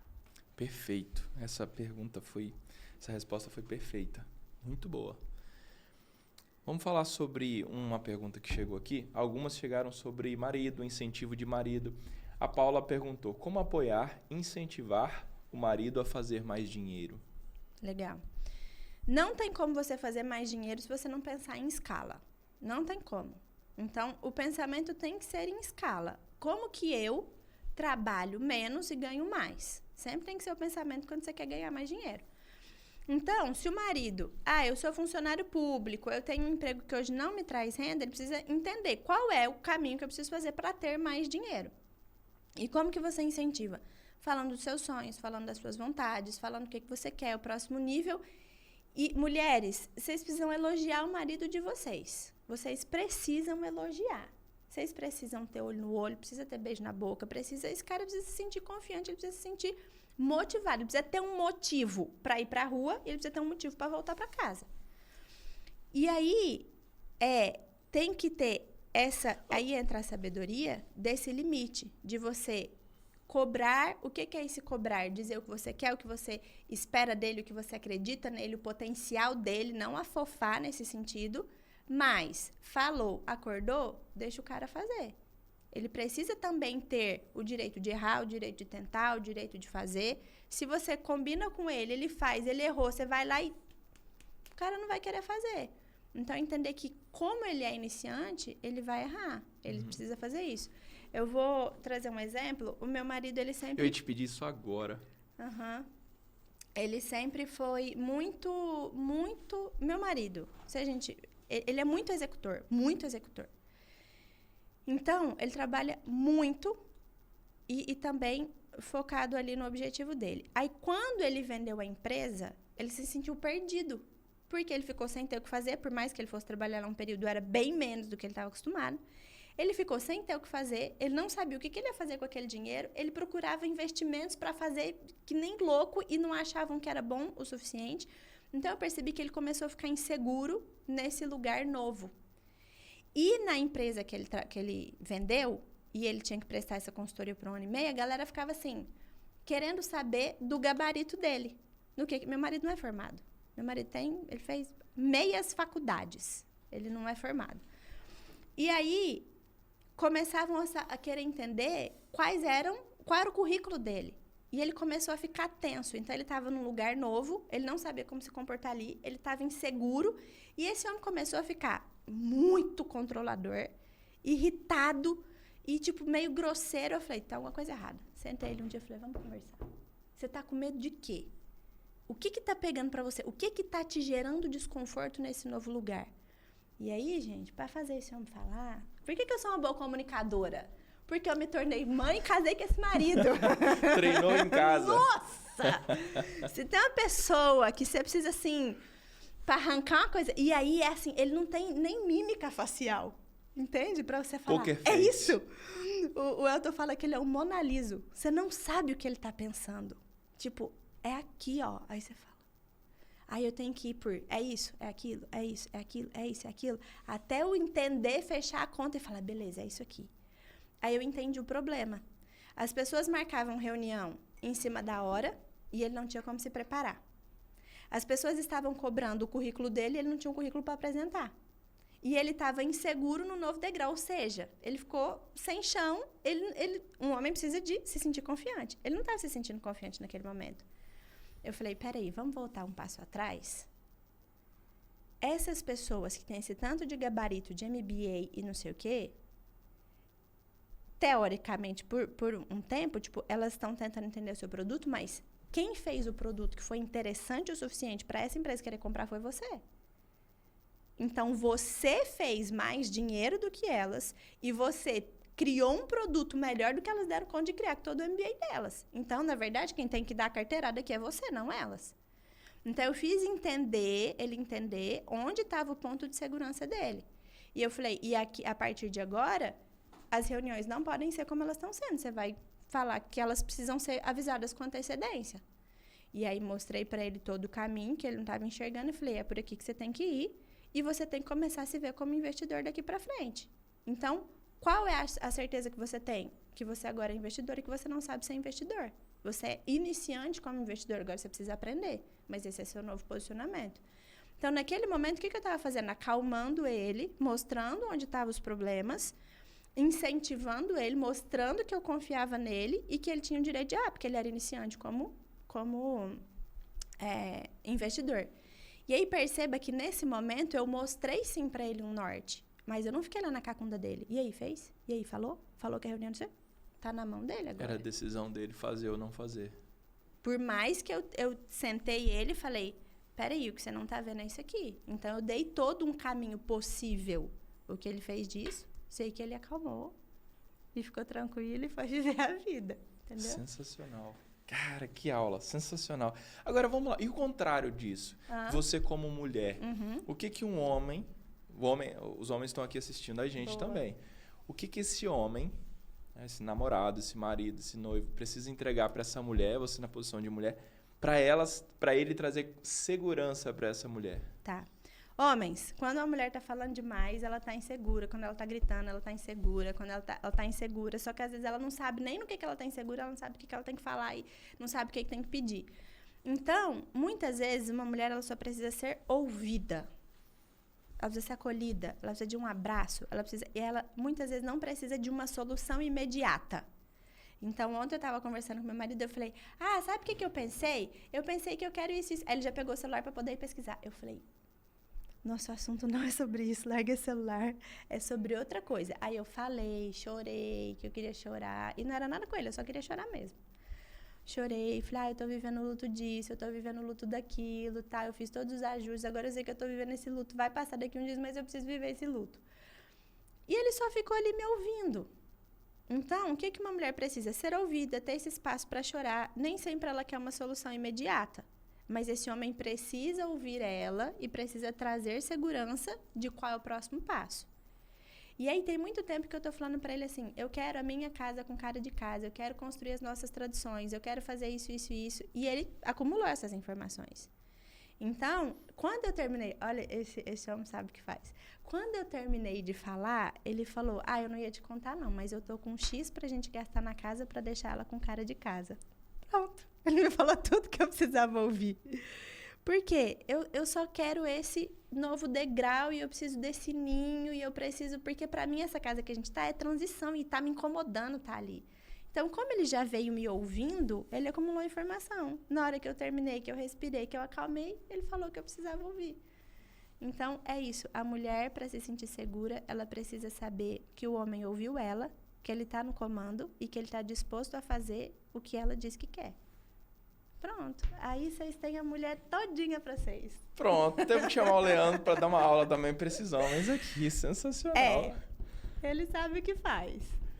A Márcia mandou aqui, Tabita, como ser tão posicionada sem ser tão controladora? Quando você quer ser muito controladora, é porque você está num lugar de insegurança. É um ponto. O outro ponto é porque você pode ter o hábito de ser controladora. Então, você precisa gastar a sua energia em outro lugar. Tipo, você está treinando, você está fazendo... Eu tenho muita energia. Se eu for vir com toda a energia que eu tenho pro meu marido, tipo, ele vai falar, cara, sai daqui. Então, tipo, eu treino muito, eu treino pesado, eu converso com pessoas, eu resolvo as minhas necessidades também com outras pessoas no sentido de, eu conversei, eu troquei uma ideia, eu falei, eu ouvi música no carro e tal, para chegar mais calma em casa, entende? Porque se eu for usar toda a minha necessidade de controle, no sentido de hábito mesmo, em uma pessoa só, cara, que saco. Então, eu preciso gastar em outro lugar. E treinar é uma coisa que faz total diferença. Tipo, na sexta, por exemplo, eu faço musculação e a última vez nadei 1.500 metros. Fiquei cansada. Pronto, você tem que cansar. Olha lá no chat, chegou ali, ó. Multiplica o DNA desse homem, em nome de Jesus. Você falou em música aí no carro. Que tipo de música que você curte ouvir? Leandro tá mexendo o saco, agora eu tô só no sertanejo. Ah, é? E foi muito legal esse negócio do sertanejo. Eu gosto muito de música de muita qualidade, tipo clássica, música instrumental, então eu gosto muito disso. Gosto de pop, adorei no show da Taylor com a Júlia, inclusive queremos ir na Europa. Amei, eu não achei que eu fosse gostar tanto, eu gostei real. Então gosto de pop e tô muito no sertanejo. E estar no sertanejo é muito significativo para mim, porque eu sou goiana, gente, eu sou de Catalão, então, tipo... isso é raiz para mim. E eu venho... Meu avô era fazendeiro, meu pai era fazendeiro. Então, esse lugar de roça... Eu morei na roça quando eu era pequena. Você tirou leite? Não tem, mas eu dava comida pras galinhas e cuidava dos porcos. Jogava milho pras galinhas. Então, eu tenho muito esse DNA, assim, sabe? De andar no chão descalço, de atravessar a cidade a pé ou de bicicleta e de brincar na rua. Então, tem muito isso. E... como eu falei que a minha relação com meu pai era quase simbiótica, e o meu pai, ele é um homem muito extraordinário. Então, ele tem muitos talentos. E aí, ele sempre fez batuque, ele sempre cantou, ele sempre assoviou. Então, ele é muito envolvente. E eu tenho muitas memórias afetivas e musicais com ele. Então, meu pai chegava e... Chegou de Hilux, ele ligou o carro, e a gente ficou conversando, e ele tomava cerveja, eu chamava com a minha mãe, e a gente conversava sobre a vida, e debaixo de olhar as estrelas. Então, era uma vida muito romântica. E quando eu precisei fazer essa ruptura com meu pai, eu tirei tudo o que era ruim e tirei tudo o que era bom. Me doía muito essas lembranças. Então, tipo, o que me doía? Me doía não poder ficar perto dele, me doía... Eu tinha raiva. Por que ele não resolvia o que ele precisava resolver para que eu pudesse conviver com ele? E uma das nossas últimas conversas foi intensa desse jeito, assim. Tipo, eu só queria que você fosse vó dos meus filhos, eu só queria que você fosse meu pai, eu não queria que fosse assim, não sei o quê. E ele não conseguia entender muito. E era aquela dinâmica, porque a maneira que ele aprendeu a viver, a maneira... Enfim... Então, eu fiquei muito tempo. E uma vez, eu estava levando a Júlia na escola. A hora que eu entrei, ela estava cantando uma música e ela é bem afinadinha. E quando ela cantou, eu tive todas aquelas memórias que eu tinha da minha infância. Os meus irmãos são muito musicais. Então, era uma casa muito barulhenta. A minha casa hoje é mais silenciosa. Era uma casa muito barulhenta. E aí, quando ela cantou, eu entrei num choro copioso. Porque eu entendi que eu tinha... me afastado daquilo que me preenchia tanto e que me dava tanto prazer para não sofrer. Então, por algum tempo da vida, eu me anestesiei para eu não sentir a dor dessa separação, para eu não sentir esse tipo de dor. Então, hoje, eu estou numa leva de sertanejo, porque é como se eu tivesse voltado para minha raiz, como se eu estivesse me conectando comigo mesma. Hoje, os meus pais fazem parte da minha vida e tá gostoso. Sabe? Então, eu posso me conectar com isso, eu posso me conectar com o lado bom e eu não preciso mais do lado ruim. Então, eu tô bem numa época sertaneja. Caraca. Respira aí, Ramon. Essa resposta foi... Pegou até do lado de cá um pouquinho. Vamos voltar para outro assunto? Você falou de música aqui. Quais são os seus hobbies? Você tem um hobby que você curte, algo que você gosta de fazer, porque hobby às vezes muda um pouco. Nesse momento, você tem algum hobby? Outro dia me perguntaram isso e eu fiquei pensando. Eu coloco muitos momentos de prazer na minha vida. E eu real sou a pessoa que tem prazer na tarefa. Real. Tipo, não é uma questão de sobrecarga. Eu gosto de começar uma coisa, concluir uma coisa e eu sinto satisfação naquilo. Você gosta de dar check? É o check. Nossa, isso é muito satisfatório. Então, hoje eu penso assim... tem uma coisa que eu paro pra fazer... Hoje não tem, mas tem coisas que eu tenho sentido vontade de fazer. Então, antigamente eu tocava, eu voltar a tocar, eu até comecei a conversar com o professor. Nadar tem sido essa questão de me conectar com a minha essência. Então, tipo, nadar para mim tem sido nesse lugar de hobby, não só de treino. E tenho sentido vontade de pintar. Uma coisa que nunca me chamou muita atenção foi o mundo da moda e da arquitetura. Isso tem me chamado muita atenção. Inclusive, eu tenho alguns sonhos em relação a isso, que estão na gaveta por enquanto. E eu tenho sentido de vontade de materializar isso. Então, comprei também livros de ficção. Eu tenho sentido vontade de me conectar mais com esse lado artístico, sabe? Mas isso ainda está sendo implementado na minha vida. Hoje é a satisfação do check e a natação. E a música também. Tipo, sempre na minha casa tem música. Sempre. Quem vê meus stories sempre tem um fundo musical. Porque a música, ela muda muito o nosso estado, né?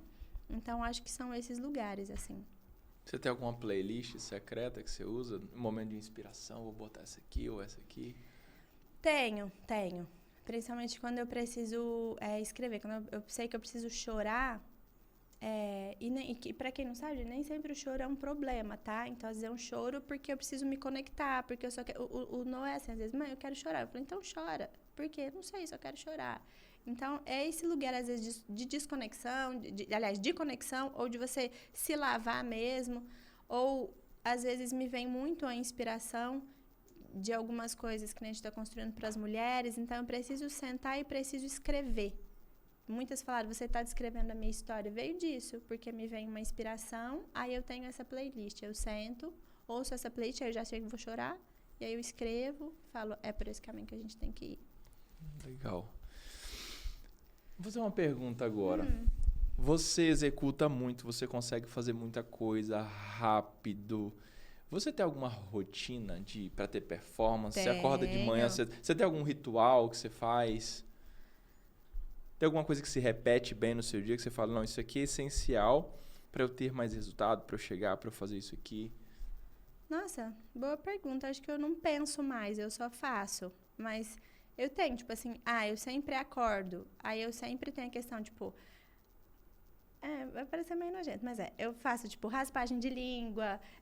Eu tenho esse meu momento, tipo, de limpeza pessoal, sabe? De realmente desintoxicar. E tem meus suplementos. Então, eu acordei, faço isso, volto, tomo suplemento, volto. E aí eu preciso ver a luz do dia e a música vem na sequência. Então, acho que é isso. O fazer repetidas vezes, fazer de maneira repetida aquilo todos os dias. Então, hoje não tem uma coisa que, isso aqui faz toda a diferença se eu não fizer. Eu acho que é um combo de coisas. Eu me preocupo em beber a quantidade de água, eu me preocupo em comer bem, eu me preocupo em treinar. Se eu não fizer esse combo, eu fico mal. E hoje, pelo próximo degrau, eu tenho visto que eu preciso... eu sempre soube, mas agora eu preciso trabalhar mais a minha respiração e tenho olhado mais para isso, sabe? Talvez, eu comecei Pilates, eu falei, acho que eu não quero Pilates, acho que eu quero yoga. Aí já fui olhar. Então, tenho... pensado sobre isso, mas eu acho que é um combo, pelo menos para mim. Não tem uma coisa, isso faz a diferença, é o combo, entendeu? Perfeito. Vamos fazer o seguinte agora? Não, tem sim. Tipo, o momento com o Leandro. Se eu não tiver o momento com o Leandro, isso faz diferença. Então, tipo assim, a cada tanto tempo do dia, eu preciso ir lá me reclinar. É? Que bonitinho. Tipo, eu preciso disso. Você recarrega ali. Eu me recarrego nele. Tipo, eu tenho que perguntar se ele já espera, se ele já sabe. Então, é o momento dele. E se eu não tiver isso, aí eu me sinto... Aí eu fico solta. Aí fica ruim pra mim. Sensacional. Segredos da Thabita Camacho. Vamos fazer o seguinte? Quem é Leandro? Como assim? Quem é Leandro? Vou deixar você responder essa. Meu marido? Quem é Leandro? Senhor é meu marido? É o brabo, rapaz. Vamos fazer o seguinte, como se fosse propaganda aqui de spoiler. Eu vou chamar um celebre comigo agora e eu volto com você pra gente fechar com 3 perguntas chaves, mais uma pergunta aqui no chat. Então, mandem as perguntas que vocês tiverem aí que eu vou pegar uma das perguntas que vocês mandarem aqui agora. E eu quero falar com a Thalita Soares Rocha, nossa anfitriã. Ela entrou aqui em julho, estava sem condições, estava falida, estava com crises de pânico e até com pensamento suicida. Ela deu uma virada e a gente quer ouvir um pouquinho mais da história dela. Vê se ela tá por aí, Gui. Thalita Soares Rocha, pra gente fazer o nosso Celebre Comigo aqui. E você vai mandando sua pergunta aí pra Tabita, que eu vou selecionar, a equipe vai selecionar. A Tabita vai selecionar uma pergunta para responder. Nossa, bota no chat aí. Estão me ouvindo? Ei, Thalita, tudo bem? Tudo ótimo. Muito feliz de estar aqui com vocês. Bom demais. Ó, prazer falar contigo. Você entrou no GPS em julho? Isso, eu conheço o Elton já há mais de 4 anos, quando o Corpo Explica começou, né? Que eu trabalhava no bastidor digital com uma agência. E aí acompanhei todo o processo do Corpo Explica e tudo mais, eu fiquei afastada um tempo. E aí nesse tempo que eu fiquei sem acompanhar, as coisas aconteceram, os altos e baixos continuaram acontecendo. Eu sempre com muita clareza, né, da oral que sou, mas não aceitando o espaço do que ainda precisava ser feito. Então hoje eu trabalho com marketing e com a parte terapêutica, né, apoiando no destrave de especialistas para se posicionarem. E aí, na época, em julho, quando eu tomei a decisão de entrar no GPS, eu estava passando por um momento realmente de uma baixa, assim, porque os meus altos e baixos, eles vinham, né, financeiramente de saúde. Então, nesse espaço de saúde, sempre quando eu estava chegando no pico para aproveitar uma oportunidade, vinha a doença e me derrubava. E aí, com isso, ouvindo o resgate dos otimistas, eu, né, sempre otimista, sempre todo mundo trazendo esse espaço dessa expansividade, colaboratividade. E aí eu fui entendendo os padrões mais a fundo. Então, com isso, eu falei assim, não, então vamos lá. E eu sempre, dentro das minhas mentorias, eu sempre trazia áudios diários, nesses últimos 10 anos empreendendo, áudios diários para as mentoradas. E uma falta que eu senti era, gente, eu nunca tenho áudio diário de ninguém. E quando eu vi que essa era a proposta, foi isso que me fez entrar no GPS, né? Os áudios diários do Elton. E ali foi dando o impulso. Então, acho que o que me tirou da profundidade que eu estava ali, daquele poço sem energia, sem vitalidade, sem disposição nenhuma, foi justamente esse espaço de ouvir alguém pela manhã e começar a gerar um movimento de, assim, vamos lá, vamos voltar e retomar, independente do que passou, para um próximo passo, para um próximo nível. Então, eu estava, né, carregando aí já 8 meses sem faturamento por conta desses altos e baixos de doença. E aí, começando a rodar os protocolos, fazer todo o mapeamento, eu digo que assim, às vezes a gente fala, não, que protocolo que você rodou? Mas para mim foi trazer a clareza do mapeamento e de tomar consciência de como o meu mapa externo, o meu núcleo externo, eu estava querendo estar em muitos lugares, ser vista, ser ouvida, porque eu estava buscando reconhecimento. Então aí foi mais um passo para encontrar esse ponto cego que eu relutei por muito tempo. Então rodei, fiz mapeamento, fiz várias coisas, participei dos pontos cegos online. E aí quando chegou outubro, que ia ter o ponto cego, eu já estava melhor, já tinha começado a retomar os trabalhos, já não tinha mais ficado doente. Então, já tinha me reerguido, estava voltando a faturar e fechar clientes. E aí, eu falei assim, vou para São José para o Ponto Cego. Consegui.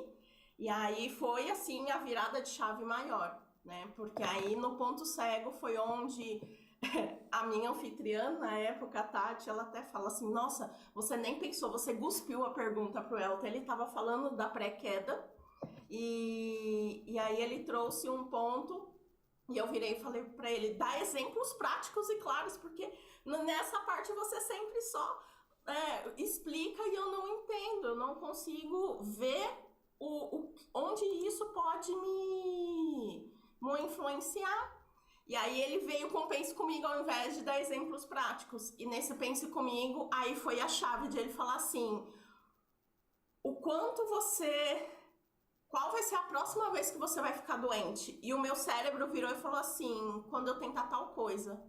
E eu na hora congelei assim, falei assim, caraca gente, como assim? E aí ali eu descobri esse padrão de medo realmente, né? a minha parte profissional toda, ela veio com ímpeto quando eu engravidei aos 19 anos. Então, ali eu usei a raiva como combustão para executar. E aí o Elton mesmo fala, né? Quem tem aquela raiva que gera o ímpeto, chega um momento em que tá tudo resolvido, ninguém precisa mais de você e você não tem raiva mais de nada para fazer as coisas, para ter motivos para fazer. E aí foi aí que eu caí. Então eu saí do ponto cego buscando motivos. Quais são os motivos para eu não precisar me movimentar e ter gana e ambição pela vida e fazer acontecer pela raiva, mas por mim, pela minha felicidade. E aí foi rever toda a vida, rever todos os sonhos, os objetivos. E aí nesse processo eu fui revendo, né, as relações que eram relações que eu queria ali ser vista, ser notada, e as relações que me nutriam. E qual era a vida que eu queria construir, a vida perfeita, não a que eu tinha desenhado, porque a vida perfeita que eu tinha desenhado era por conta de que aí tal pessoa ia me ver, tal pessoa ia me ver. E aí quando eu decidi, eu falei assim, então tá bom, aquela frase do Elton, né, como seria a sua vida se ninguém precisasse se importasse com você e se você não fosse importante pra ninguém? Eu falei assim, eu ia viajar o mundo, simples. E aí foi aí que eu virei e dei aquele medo, eu falei assim, uau, minha filha já tem 19 anos, tá aí, uma mulher incrível, construindo os sonhos dela, nós temos caminhos diferentes, personalidades diferentes, eu amo viajar e eu tava querendo levar ela comigo e tudo, porque eu não queria ficar sozinha. E aí com isso eu falei assim, então tá, então eu vou decidir. E aí eu decidi o próximo passo. Então depois desse próximo passo parece que todo o movimento se abriu, os faturamentos, os clientes aumentaram, os projetos eles foram vindo oportunidades. Então dezembro foi um mês ótimo de integração, de convites. E aí eu fui retomando o brilho, né, o prazer pela vida, em olhar e falar assim, tá, o que eu gosto de fazer? Nossa, adoro palestrar, então vamos retomar janeiro, os próximos passos, retomar as palestras, porque a pandemia trouxe isso, né, a pandemia trouxe muito esse isolamento, e eu me enfiei na caverna, a Tabita mesmo comentou no sábado, né, a gente se enfiou na caverna e não quis sair, agora precisa sair, precisa encontrar um motivo que faça sair. E aí, nesse movimento, eu sempre liderei e gerenciei equipes, né? Então, eu era executiva.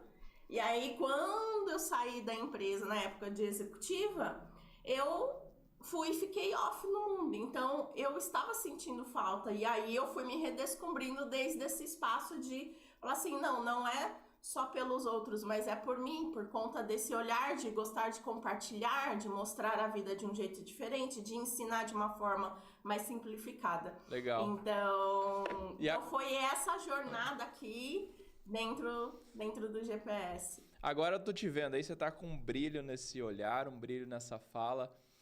Me diz uma coisa, quando você tava lá rodando os protocolos, com quem foi a pessoa que você percebeu que tinha mais interferência no seu processo? Pai e mãe, principalmente meu pai, porque era com ele que vinha o ímpeto da raiva de provar que eu ia dar conta da vida, de provar que eu ia ser uma mulher de grande sucesso, porque eu queria que ele me visse, porque eu tinha a crença de que eu não tinha valor porque eu não era o primeiro filho homem dele. E aí ele faleceu em 2022 e foi onde eu tive a queda maior de ficar doente. Né? Então, foi aquele espaço da criança que se viu, tipo, fiz tudo a vida toda ali para tentar mostrar, a gente tinha muitas questões e aí no final ele foi embora e veio um sentimento de culpa muito grande, como se eu fosse responsável pela doença que levou ele ao falecimento. E foi a mesma doença que eu passei por várias vezes com crises, né? Que foi no fígado. E depois que você rodou o protocolo, que você percebeu isso com seu pai, com sua mãe, mais com seu pai, como é que ficaram essas crises? Foi aí que o meu organismo, porque o meu organismo ele já tinha entrado em crônico, né? Então o fígado não estava respondendo quando eu entrei no GPS, o intestino e tal, o corpo todo, a inflamação não avançava o tratamento. E aí o tratamento começou a avançar. Então, até então, de julho até final de outubro, depois do ponto cego, eu estava começando a ter disposição, mas ainda não tinha energia para fazer exercício, para voltar a treinar, né? O corpo estava inchado. Então, aí ali em novembro eu consegui retomar o treino, a saúde, o corpo, né? Eu comecei a ver o corpo bem, o corpo respondendo o tratamento e eliminando o peso, o inchaço. Então, foi ali que eu falei assim, opa, deu certo, tá realmente sobrando e a liberação da culpa que eu podia viver os sonhos que eu tinha. Perfeito. Bom demais. E o que você quer da vida agora? Qual que é o seu sonho? Você falou que tá atualizando o sonho, depois disso Pois tudo. é. O que você quer da vida para esse ano, para os próximos anos? O que você tá buscando? Então, foi realizar esses sonhos de viagem, né? Então, em maio eu tô indo pro México, morar no México 6 meses. Legal. E é um projeto que antes eu via como se fosse, é coisa de criança e tal. Então, dois sonhos que são muito fortes são esses. Conhecer o mundo, as culturas, desde um outro espaço para trazer esse intercâmbio, né? Para eu crescer e trazer esse intercâmbio de volta. Então, essa experiência, essas imersões em vários lugares do mundo. Tem uma lista já de países, mas esses 6 meses primeiros é para construir esse espaço de realizar por mim e não por impulsos externos. Bom demais. E encontrar um parceiro, um companheiro e casar. Boa. Ó, parabéns pelo seu movimento. Quantos anos você tem? 38. 38. Tem muita vida pela frente. Tem sim. Parabéns pelo seu resultado. Você merece. Não pare. E ótima viagem. Quando você estiver lá no México, tira uma foto, marca a gente no perfil da tribo que a gente vai repostar você e vai pra vida. Beijão. Pode deixar. Muito obrigada. E agradecer ao meu GPS, né? O GPS SPM 52, as aliadas maravilhosas que quando eu compartilhei desse sonho do México, todo mundo vibrou. No sábado, aí no evento do Caminho de Volta, as aliadas que ouviam a gente trocando de outras cidades, então esse ambiente também me apoiou a não ver que os meus sonhos eram fúteis, que eram realmente valiosos por conta do ambiente que eu estava, né? Então, isso foi super válido, gratidão.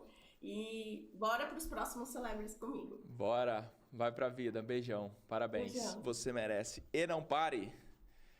Bom demais. Curtiu o Celebre da Thalita? Muito bom, né? Gostoso, né? É incrível ver como eles vão evoluindo no detalhe, né? Evoluindo e melhorando. Tá indo e a pro vida México realmente agora. sobrando. Maravilha. Coisa boa. E você gosta de viajar, falando em viagens? Gosto muito Você mesmo. tem viajado mais? No começo a gente viajava muito, a gente ficou um período sem viajar e agora, acho que só esse ano a gente tem umas 5 já agendadas. Então, estamos retomando isso. Esse ano vai ser bem agitado, então. Bem agitado. Teremos viagens internacionais também. Bora Deixa eu lá. só falar uma coisa aqui, que perguntaram para onde eu vou, que eu falei do Leandro, né? Uhum. Eu vou lá pro peito dele. Então, tipo, tá aqui, tô fazendo. Então, eu trabalho a maior parte do tempo de casa. Então, eu consigo fazer essa flexibilidade do que eu tô trabalhando, que eu tô ali com as crianças e tudo mais. E de quando em quando, sei lá, de 2 em 2 horas, mais ou menos, eu tenho que ir lá pra ele me abraçar, pra eu ficar ali, pra eu sentir o cheiro dele, entendeu? Então, eu faço isso ao longo do dia. E depois, à noite, a gente sempre tem um momento só nosso. Legal. Vamos lá, escolheu alguma pergunta aí no chat? Agora a gente está encaminhando para o fim aqui. Então, vocês mandaram as perguntas para a Tabita.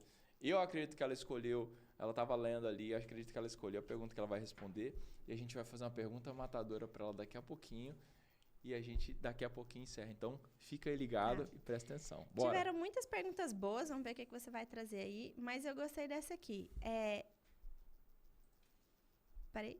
Você realmente se vê como uma pessoa coerente ou está se treinando na coerência? Essa pergunta é muito boa. Eu sou coerente desde sempre, desde que eu me entendo por gente. Aí hoje eu sou uma pessoa pública e aí então eu vou prezar ainda mais por isso. Eu nunca vou dizer para você, faça uma coisa que eu não tenha feito ou que eu não esteja no processo de. Então, a gente tem que separar, coerência não é igual à perfeição.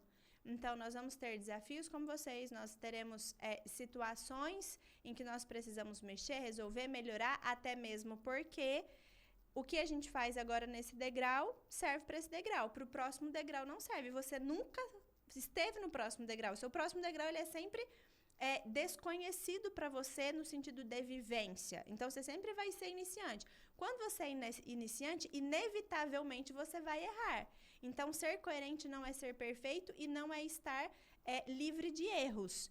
É você estar fazendo aquilo que você está dizendo que faz. Isso é coerência. Então, a coerência não é você estar pronto 100% do tempo, mas é você estar se dedicando na execução daquilo que você está dizendo. Então, eu sempre fui uma pessoa coerente. Eu nunca fui a pessoa do faça o que eu falo, não faça o que eu faço. Nunca. Porque coerência, para mim, é um valor. Eu posso não estar perfeita e vou errar no processo, mas eu estou buscando aquilo, estou perseguindo aquilo, estou fazendo o meu máximo para que aquilo seja real. Beleza? Perfeito. Agora é a hora do desafio para a Tabita. Nós estamos sempre falando aqui dentro sobre sonhos e atualização de sonhos. Você já conquistou muitas coisas na sua vida. Você está num lugar onde provavelmente 99% das pessoas que estão nos assistindo aqui agora desejariam estar, conquistar o que você conquistou, crescer como você cresceu. E você chegou aqui. Você ainda tem sonhos? Qual que é o seu próximo sonho? Qual que é a atualização do seu sonho para a sua vida? Ou para esse ano, ou de vida? Qual que é o seu próximo sonho? Legal. Eu fiquei em um limbo por um tempo.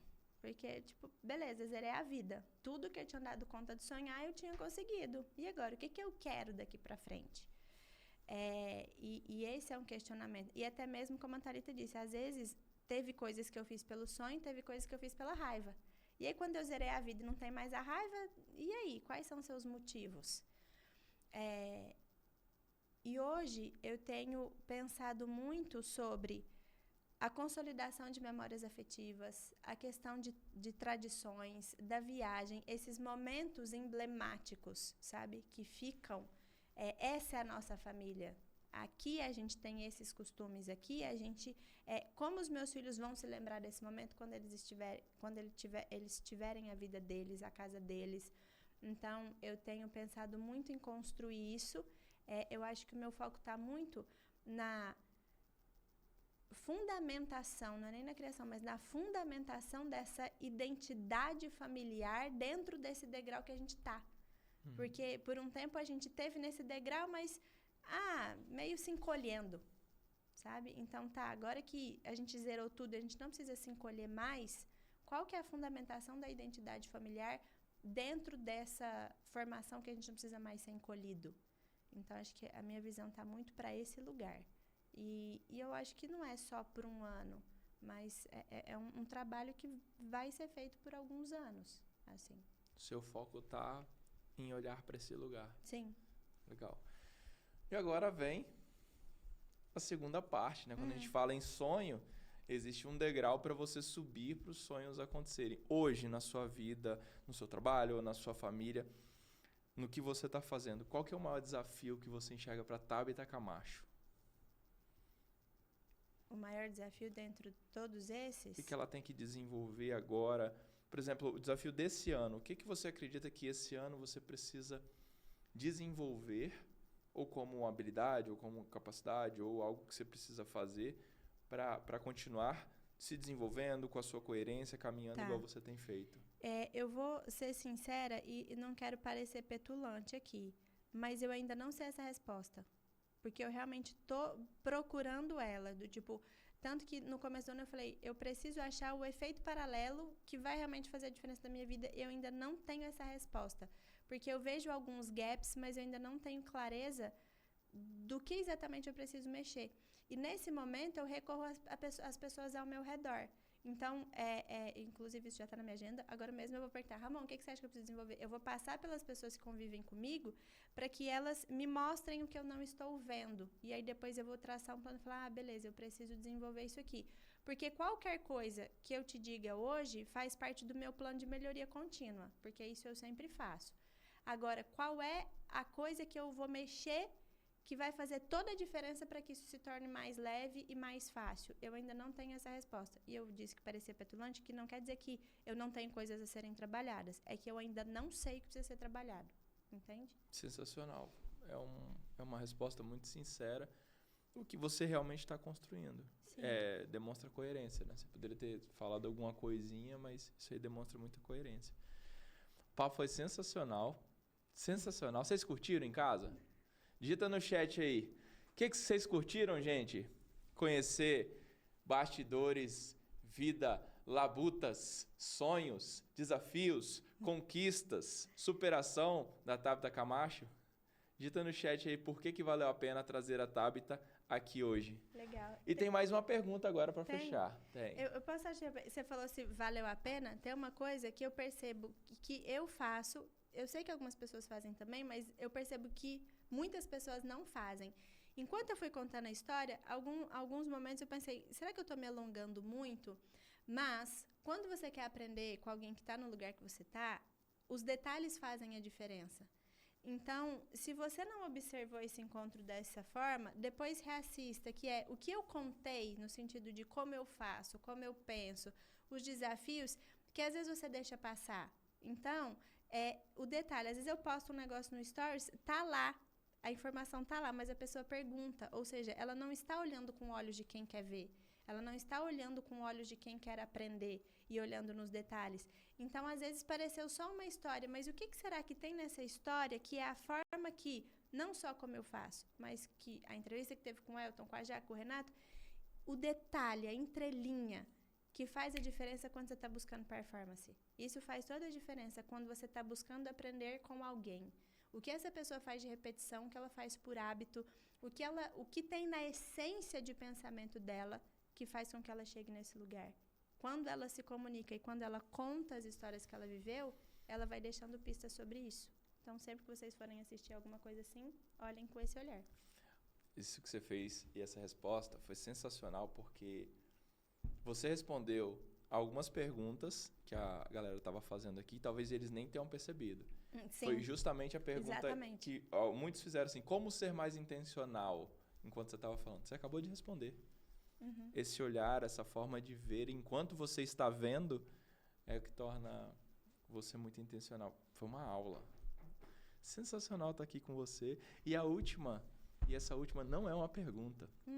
Essa última é realmente para você, com sua experiência, com a sua vida, com o seu olhar, de tudo que você desenvolveu e do que quem está em casa construindo uma família, construindo um negócio, está buscando agora, qual mensagem você deixaria? Nós estamos no começo do ano 2024, em janeiro, a galera está indo para cima, alguns se frustrando, alguns quebrando cabeça com o marido, outros tentando buscar namorado, outros tentando buscar namorada e vivendo a vida, fazendo acontecer.